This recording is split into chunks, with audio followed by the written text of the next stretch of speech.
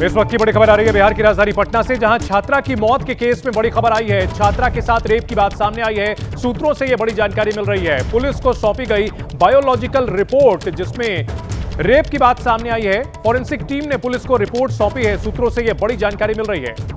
पटना में मेडिकल की पढ़ाई कर रही छात्रा के साथ दुष्कर्म हुआ था, यह बात सामने आई है। यह बहुत बड़ी खबर आ रही है।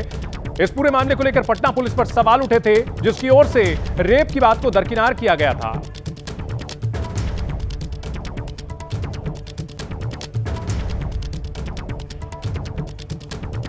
तो छात्रा के साथ रेप की बात सामने आई है और इस पूरे मामले को लेकर पीड़ित छात्रा का परिवार लगातार दावा कर रहा था कि उनकी बच्ची के साथ दुष्कर्म हुआ था, लेकिन पुलिस की ओर से इस बात को दरकिनार किया जा रहा था, इनकार किया जा रहा था। लेकिन अब बायोलॉजिकल रिपोर्ट जो सौंपी गई है फॉरेंसिक टीम की ओर से, उसमें यह बात सामने आई है कि लड़की के साथ दुष्कर्म किया गया था, रेप किया गया था। इस पूरे मामले को लेकर के बड़े पैमाने पर सवाल खड़े हो रहे थे और पटना पुलिस के ऊपर उंगलियां उठ रही थी कि इस मामले में जांच जो है वो गलत तरीके से की गई थी। और इस बड़ी खबर पर शशांक हमारे साथ जुड़ चुके हैं। शशांक, छात्रा के साथ रेप की बात सामने आई है, ये बहुत बड़ी खबर है।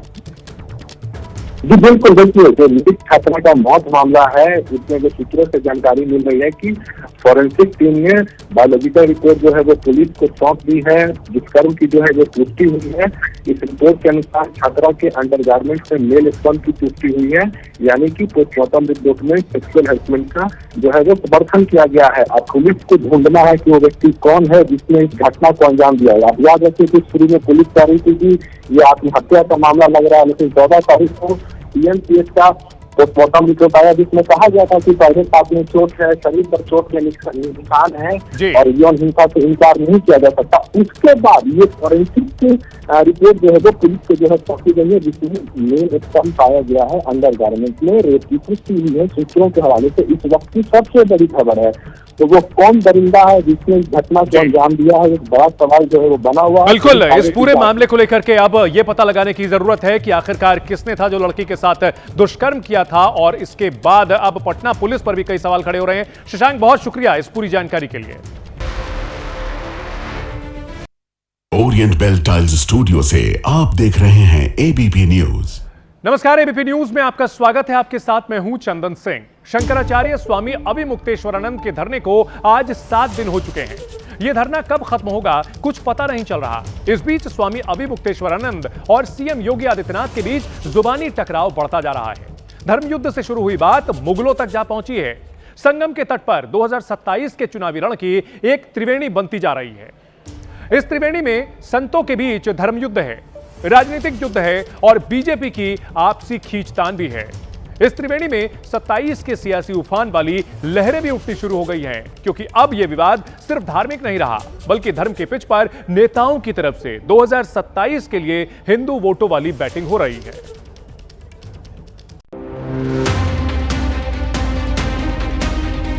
कालनेमी जैसे शब्दों का प्रयोग शंकराचार्य के लिए प्रयोग में ला रहा है। एक ऐसा मुख्यमंत्री है। जिया कर देने पर मुगल भी करा देते थे स्नान। ये नए मुगल आए हैं, जो हिंदू चोले में मुगल आए हैं। भारतीय जनता पार्टी ने इस तरह का सीएम बना करके अपनी लुटिया डुबो ली। केशव प्रसाद मौर्य ने जब कल परसों कहा तो हम लोगों को अच्छा लगा कि इससे अच्छा तो केशव प्रसाद मौर्य सीएम होता, कम से कम समझता तो है। सरकारें गौ हत्यारों से चंदा लेकर के अपनी राजनीति चमका रहे हैं। गलती हो जाए फिर भी गलती ना मानना और अकड़ करके रहना, ये तो ठकुरैती का ही लक्षण है। वही दिखा रहे हैं आदित्यनाथ।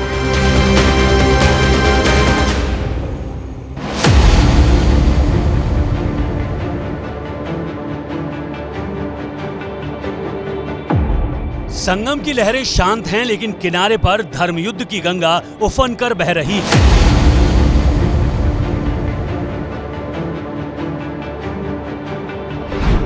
राजनीति की गंगा बह रही है।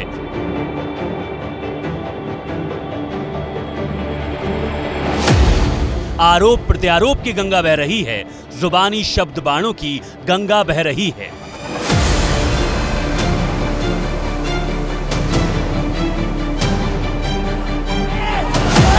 मौनी अमावस्या से संगम तट पर विवाद की ऐसी सुनामी उठी है कि शांत होने का नाम नहीं ले रही, बल्कि हर बढ़ते दिन के साथ इसकी लहरें और तेजी से उठ रही हैं।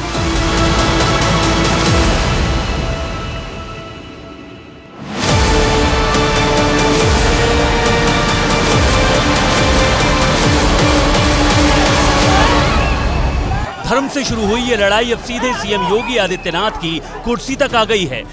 शंकराचार्य स्वामी अविमुक्तेश्वरानंद कह रहे हैं कि यूपी का सीएम केशव प्रसाद मौर्य को बनना चाहिए।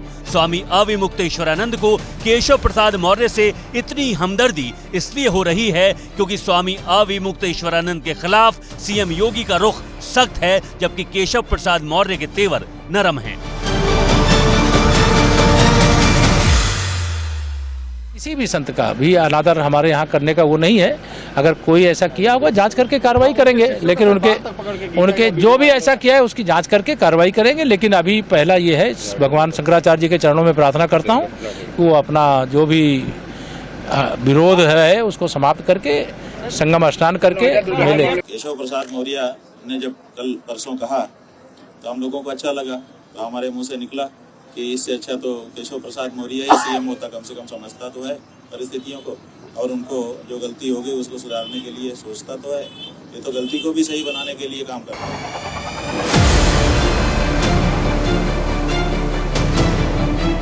स्वामी अविमुक्तेश्वरानंद सीएम योगी को सीधी चुनौती देकर और केशव प्रसाद मौर्य के लिए सीएम बनने की बात कहकर आखिर क्या संकेत देना चाहते हैं? क्या स्वामी अविमुक्तेश्वरानंद की कोशिश सीएम डिप्टी सीएम के बीच मतभेद पैदा करने की है? क्या स्वामी अविमुक्तेश्वरानंद सीएम योगी आदित्यनाथ को धर्म विरोधी बताने की कोशिश कर रहे हैं? क्या सीएम योगी का विरोध कर स्वामी अविमुक्तेश्वरानंद विपक्षी पार्टियों को अपने समर्थन में एकजुट करना चाहते हैं? क्योंकि स्वामी अविमुक्तेश्वरानंद ने योगी राज की तुलना मुगल काल से भी कर दी है। स्नान से वंचित करा दिया गया है। ठीक है, मुगलों के समय में सनातन धर्मी जनता को वंचित किया गया था। जजिया कर देने पर मुगल भी करा देते थे स्नान। ये नए मुगल आए हैं, जो हिंदू चोले में मुगल आए हैं। उस समय भी शंकराचार्यों ने ही ललकार करके मुगलों के घेरे को तोड़ा था। उसी भूमिका को फिर से एक बार निभाना पड़ेगा। शंकराचार्य स्वामी अविमुक्तेश्वरानंद जो बयानबाजी कर रहे हैं वो 2027 के विधानसभा चुनाव से पहले बीजेपी को घेरने के लिए विपक्ष की राजनीति को सूट कर रही है। यही वजह है कि सभी विपक्षी पार्टियां स्वामी अविमुक्तेश्वरानंद के समर्थन में जुट गई हैं और सीएम योगी पर हमले कर रही हैं।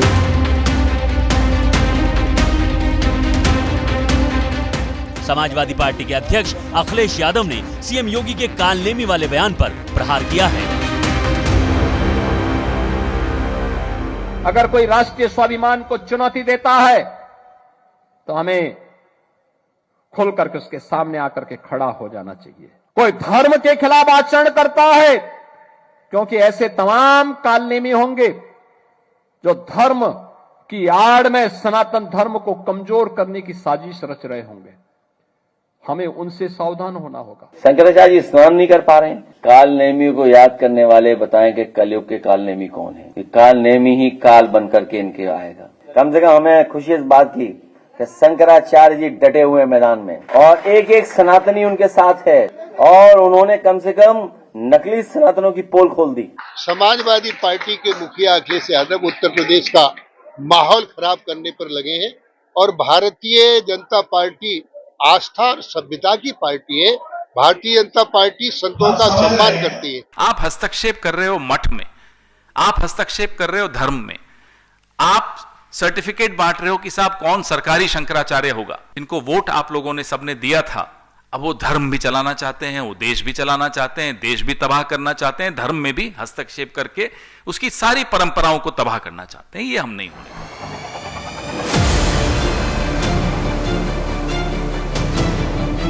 दरअसल धर्म से जुड़े इस विवाद में विपक्षी पार्टियों को हिंदू वोटों वाला विटामिन दिख रहा है। ऐसे में कोई भी दल योगी सरकार को घेरने में पीछे नहीं है। अब बीएसपी अध्यक्ष मायावती ने भी शंकराचार्य के साथ हुए कृत्य पर योगी सरकार की आलोचना की है। उन्होंने पोस्ट किया है कि उत्तर प्रदेश ही नहीं बल्कि देश के अन्य राज्यों में भी किसी भी धर्म के पर्व, त्योहार, पूजा पाठ, स्नान आदि में राजनीतिक लोगों का हस्तक्षेप एवं प्रभाव पिछले कुछ वर्षों से काफी बढ़ गया है, जो नए नए विवाद, तनाव व संघर्ष आदि का कारण बन रहा है। यह सही नहीं है। इन सब को लेकर लोगों में दुख और चिंता की लहर स्वाभाविक है।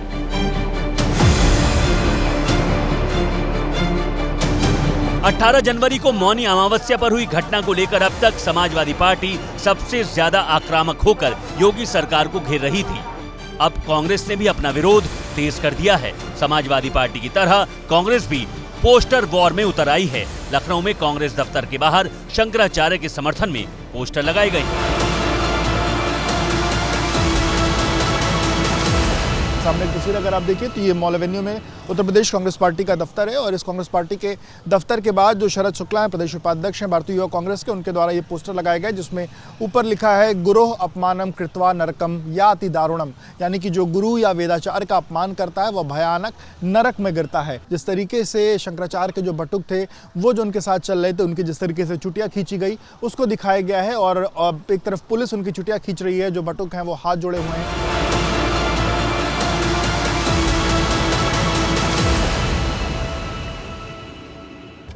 तो शंकराचार्य विवाद पर बीजेपी में अंदरूनी खींचतान चल रही है, लेकिन विपक्ष योगी सरकार के खिलाफ एकजुट नजर आ रहा है। वहीं संत समाज शंकराचार्य विवाद को लेकर आपस में बढ़ गया है। स्वामी अभिमुक्तेश्वरानंद और योग गुरु रामदेव के बीच भी जुबानी संग्राम शुरू हो गया है, क्योंकि रामदेव लगातार स्वामी अभिमुक्तेश्वरानंद के विरोध में बयानबाजी कर रहे हैं। सनातन धर्म के कुछ सन्यासी एक दूसरे को गाली गलौज करने में लगे। अरे हमारे शत्रु तो जो सनातन विरोधी है, भारत विरोधी, वही कम नहीं है। वो फूटी आंख नहीं देखना चाहते योगी आदित्यनाथ जी को। कम से कम हमारे देश के सन्यासियों को तो दुर्भावना नहीं रखनी चाहिए। ये आर्य समाजी हैं रामदेव, वो गौ माता में वो श्रद्धा नहीं रखते हैं जो सनातन धर्मी रखते हैं। हम सनातन धर्मी गाय को माता मानते हैं। आर्य समाज के लोग अलग तरह की विचारधारा रखते हैं। तो मौनी अमावस्या की घटना और स्वामी अभिमुक्तेश्वरानंद के अनशन पर संत भी एकमत नहीं हैं। योग गुरु रामदेव स्वामी अभिमुक्तेश्वरानंद को टारगेट कर रहे हैं। वहीं स्वामी अभिमुक्तेश्वरानंद के समर्थन में उतरे समाजवादी पार्टी अध्यक्ष अखिलेश यादव रामदेव के गाय वाले बयान पर उन्हें जवाब दे रहे हैं। हमें गायों से बड़ा लगाव है। हमारे घर में बहुत सारी गायें हैं। 30 किसी के यहाँ हो तो बताओ, किसी बीजेपी वाले के यहाँ हो तो बताओ। गाय सेवा, उसकी सेवा तो हम लोग करते ही हैं और हर दिन करते हैं। हमारे यहाँ पहली रोटी जब बनती है वो सीधी गाय को जाती है। किसी भी बीजेपी के नेता की गाय को पहली रोटी नहीं जाती। इस बीच स्वामी अभिमुक्तेश्वरानंद संत समाज को अपने समर्थन में जोड़ने की कोशिश में जुटे हैं। स्वामी अभिमुक्तेश्वरानंद के शिष्य मुकुंदानंद ब्रह्मचारी ने पुरी शंकराचार्य स्वामी निश्चलानंद से मुलाकात की है। मौनी अमावस्या पर हुई घटना को लेकर बातचीत की है। शंकराचार्य स्वामी निश्चलानंद ने मौनी अमावस्या की घटना को लेकर प्रशासन को फटकार लगाई थी। वहीं शुरुआत से ही इस पूरे घटनाक्रम को लेकर संत समाज दो गुटों में बटा नजर आ रहा है। संतों के साथ जो मारपीट हुई, ब्रह्मचारियों पर चोटी पकड़े गए, ये सब बिल्कुल गलत। सनातन का हास्य परिहास न हो। दोनों पक्ष हमारे हैं, दोनों पक्ष अपने हैं, दोनों सनातनी ही हैं। दोनों आपस में बैठकर इसका समझौता कर लें, बीच का रास्ता चुनें। वहीं 7 दिन से अनशन पर बैठे स्वामी अभिमुक्तेश्वरानंद को अपने साथ किसी साजिश का डर भी सता रहा है। यही वजह है कि शंकराचार्य के शिविर में सीसीटीवी कैमरे लगाए गए हैं। शिष्यों का कहना है कि कुछ लोग रात के अंधेरे में रेकी करते नजर आए हैं। शंकराचार्य स्वामी अभिमुक्तेश्वरानंद का जो शिविर है वहां पर अब सुरक्षा बढ़ाई गई है। यहाँ पर सीसीटीवी कैमरे जो हैं उनको बढ़ा दिया गया है। जो इनके सुरक्षा से जुड़े हुए लोग हैं वो जहां भी रहें, इस पूरी व्यवस्था पर नजर रख सकें, इसकी भी पूरी तैयारी है। फिलहाल संगम का विवाद अब धार्मिक न रहकर पूरी तरह सियासी शक्ल ले चुका है। इसमें धर्म, आस्था और संतों के सम्मान अपमान को हथियार बनाकर 27 की बाजी साधने की कोशिश हो रही है।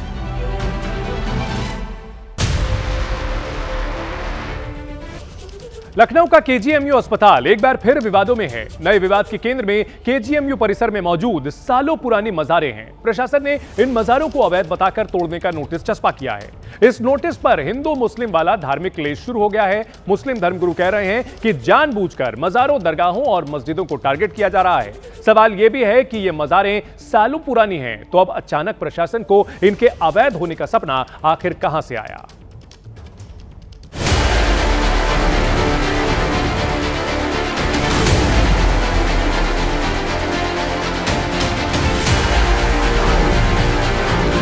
कभी लव जिहाद का विवाद, कभी धर्मांतरण का विवाद, और अब अवैध मजार वाला नोटिस। यूपी के प्रतिष्ठित मेडिकल कॉलेजों में से एक King George Medical University KGMU हिंदू मुस्लिम वाले धार्मिक विवाद का गढ़ बन चुका है।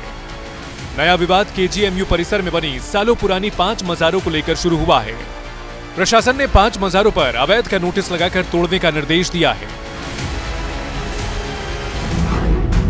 KGMU प्रशासन का कहना है कि यह अवैध धार्मिक स्थल हैं। 40 सालों से ज्यादा वक्त से परिसर में गलत तरीके से मौजूद हैं। प्रशासन ने मजारों को हटाने के लिए 15 दिन का समय दिया है। तय समय में मजार नहीं हटाने पर पुलिस कार्रवाई की बात कही है। इसके अलावा मजारों के ध्वस्तीकरण का खर्च भी जिम्मेदारों से ही वसूलने की बात कही गई है। ये हज़रत शेख फरीदुल हक की मज़ार है और सामने ये जो नोटिस है, ये नोटिस जो है वो चस्पा हुआ है, यहाँ देखिए लिखा है। अतः इस नोटिस के माध्यम से आपको यह अवसर प्रदान किया जाता है कि आप इस नोटिस की प्राप्ति की तिथि से 15 दिनों के भीतर स्वयं अपने खर्चे पर उक्त अवैध मज़ार अतिक्रमण को पूर्णतः हटाकर विश्वविद्यालय की भूमि को मूल अवस्था में खाली कर विश्वविद्यालय प्रशासन को सौंप दें।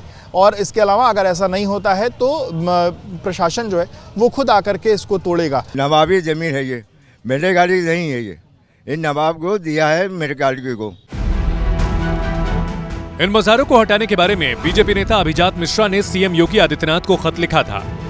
हालांकि KGMU के इस एक्शन को लेकर कुछ सवाल उठ रहे हैं, जैसे जो मजारें 40 सालों से परिसर में मौजूद हैं, वो अब अचानक अवैध कैसे हो गए? क्यों KGMU में लव जिहाद और धर्मांतरण वाले विवाद के बीच मजारों को तोड़ने का नोटिस जारी किया गया है? क्या किसी राजनीतिक दबाव में मजारों को तोड़ने की कार्रवाई हो रही है? क्योंकि आपको याद होगा कि कुछ दिन पहले KGMU में धर्मांतरण को लेकर काफी हंगामा हुआ था। यूपी महिला आयोग की अध्यक्ष अपर्णा यादव और KGMU VC के बीच काफी तकरार भी हुई थी। इन धार्मिक विवादों पर KGMU परिसर सुलग ही रहा था कि मजार तोड़ने के आदेश ने एक बार फिर माहौल को गर्मा दिया। संस्थान में कई सारे धार्मिक स्थल थे जो वैध नहीं थे। कुछ और धार्मिक स्थल जो हम लोगों को ऐसा लगता है कि अवैध हैं, उन पर नोटिस दिया चिपकाया गया है कि या तो 15 दिन के अंदर उसको हटा लें या उसकी वैधता साबित करें, और नहीं तो उसको प्रशासन हटवाएगा। KGMU प्रशासन के इस फैसले का विरोध शुरू हो गया है। मुस्लिम धर्मगुरु आरोप लगा रहे हैं कि जानबूझकर मजारों दरगाहों को टारगेट किया जा रहा है। ये मज़ारात उस वक्त बनी हैं जबकि इस टाइप का कोई भी डिपार्टमेंट लखनऊ में मौजूद नहीं था जहां से कि परमिशन ली जाती, और न उस वक्त KGMU खुद बना था। वहां से मज़ारात हटाने की जो बात कही जा रही है, इस पर रोक लगनी चाहिए। KGMU में जिस तरीके से 4 मज़ारों को नोटिस दिया गया है, मैं पूरी तरीके से इसकी मजम्मत करता हूं, इसलिए कि पूरी तरीके से मस्जिदों को, मज़ारों को, दरगाहों को, करबलाओं को टारगेट किया जा रहा है। ये बिल्कुल गलत है। क्योंकि यूपी में 1 साल बाद विधानसभा का चुनाव है और ये विवाद धर्म विशेष से जुड़ा है, ऐसे में इस पर सियासी संग्राम भी शुरू हो गया है। भारतीय जनता पार्टी सरकार आने से पहले जो सरकारें रही हैं वो तुष्टीकरण की नीति के तहत वो एक धर्म विशेष को बढ़ावा देते थे और कहीं भी कब्जा कर लें, कहीं भी कुछ बना लें, उसकी छूट रहती थी। वो अब योगी सरकार में नहीं है। KGMU की स्थापना वर्ष 1905 में हुई और जो ये पूरा परिसर है जिसको मच्छी भवन के नाम से जाना जाता है, वो 15वीं शताब्दी का बना हुआ है, शेख ज़ादों के द्वारा बनाया गया था और ये मज़ारें कई सदियों से वहाँ पर मौजूद हैं। KGMU प्रशासन को अपने इस निर्णय पे जो है उनको इस पर विचार करने की आवश्यकता है। उधर इलाहाबाद में, प्रयागराज में शंकराचार्य आंदोलन पे बाध्य हैं।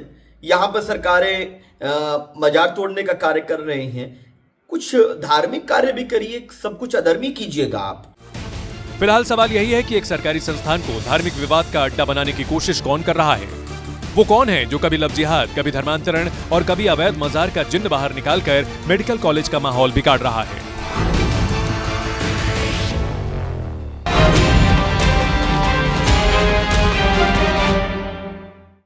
और अब बात करते हैं मौसम की। इस मौसम ने सिर्फ देश ही नहीं दुनिया को परेशान कर दिया है। कहीं बर्फबारी ने मुसीबत बढ़ा दी है तो कहीं बेमौसम बाढ़ ने। मौसम की मार से भारत के साथ साथ सुपर पावर अमेरिका भी परेशान है। देश में हिमाचल प्रदेश, जम्मू कश्मीर और उत्तराखंड में बर्फबारी ने कैसे मुसीबत बढ़ा दी है, ये आपको हमारी इस रिपोर्ट में दिखाएंगे।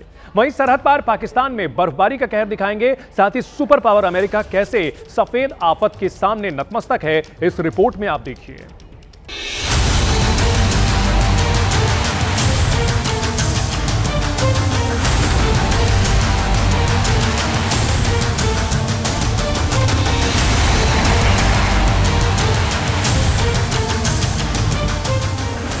हिंदुस्तान हो या पाकिस्तान या हो अमेरिका या तुर्की, मौसम की मनमानी ने लोगों की परेशानी बढ़ा दी है। सबसे पहले आपको शिमला की तस्वीरें दिखाते हैं। यहाँ पहले तो समय पर बर्फ नहीं गिरी, लेकिन जब गिरी तो शिमला का बुरा हाल हो गया। ऐसी बर्फबारी हुई कि पूरा शिमला मानो सफेद चादर में समा गया।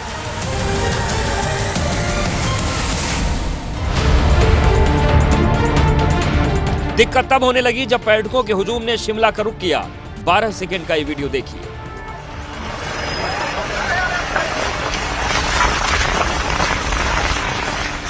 बर्फबारी के साथ पहुंचे पर्यटकों की कार एक बड़े हादसे का शिकार होते होते बची। शुक्र है कोई बड़ा हादसा नहीं हुआ। लेकिन सिर्फ दिक्कत इतनी नहीं थी। पूरे शिमला में जहां की तहां लोगों की गाड़ियां फंसी हैं, लोग गाड़ी निकालने की जद्दोजहद में फंसे हैं। शहर में जगह जगह लंबा जाम लग गया। पर्यटक गाड़ी छोड़ पैदल चलने को मजबूर हैं। शिमला का जाखू मंदिर, जहां पर्यटक जाना पसंद करते हैं, वहां पहुंचने का रास्ता बंद है। अगर हनुमान जी के दर्शन करने हैं तो बस रोपवे का ही सहारा है। शिमला इस बार बर्फबारी से गुलजार हो गया है। भारी बर्फबारी शिमला में हुई है। हम शिमला में इस वक्त हैं और जाखू रोपवे जो है उसके ज़रिए हम जाखू तक जाने की कोशिश कर रहे हैं। रोपवे से हम ये शिमला का नज़ारा आपको दिखा रहे हैं। चारों तरफ बर्फ़ ही बर्फ़ नज़र आ रही है। सफ़ेद चादर पूरे शिमला शहर ने ओढ़ ली है। भारी बर्फबारी ने पर्यटकों की परेशानी बढ़ाई है और उनकी मनमांगी मुराद भी पूरी कर दी है। बहुत मज़ा आ रहा है स्नो में। जो स्नोफॉल हुआ इस टाइम पे, जो सर्दी का लेवल है, बहुत मज़े। और अभी आपके साथ हम लोग आए हैं तो बहुत अच्छा मज़ा आ रहा है और बहुत अच्छे से एंजॉय कर रहे हैं पूरा स्नोफॉल को। एंजॉय कर रहे हैं शिमला के इस मौसम? बहुत ज़्यादा, हमें लग रहा ड्रीम पूरा हो गया स्नो देखने का, लाइव वाला। बहुत अच्छा लग रहा है। अब आपको शिमला के पास मनाली ले चलते हैं। भारी बर्फबारी के बाद मनाली में चारों तरफ बर्फ का साम्राज्य हो गया है। हालात ये हैं कि घर से लेकर सड़कें और गलियां बर्फ से ढक गईं और ऐसे में हो गया एक दिल दहला देने वाला हादसा। हादसे के बाद कार खाई में गिर गई। गनीमत रही कि किसी की जान नहीं गई, लेकिन मनाली का हाल काफी बुरा है। पर्यटक जहां के तहां फंसे हैं और प्रशासन से मदद की गुहार लगा रहे हैं।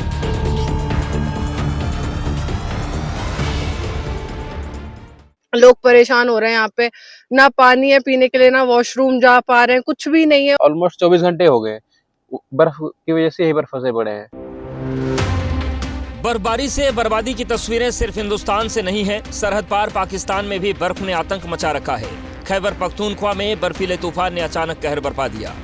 ये देखें जी, इस वक्त नथे गली के अंदर तूफान जो है बर्फ का वो आ गया हुआ है। ये आप देख सकते हैं, बुरी हालत हो गई है यहाँ पे। हत्ते निगाह बिल्कुल खत्म हो गई है। ये आप देखें, बर्फ का तूफान जो है, सांस नहीं ली जा रही यहाँ पे।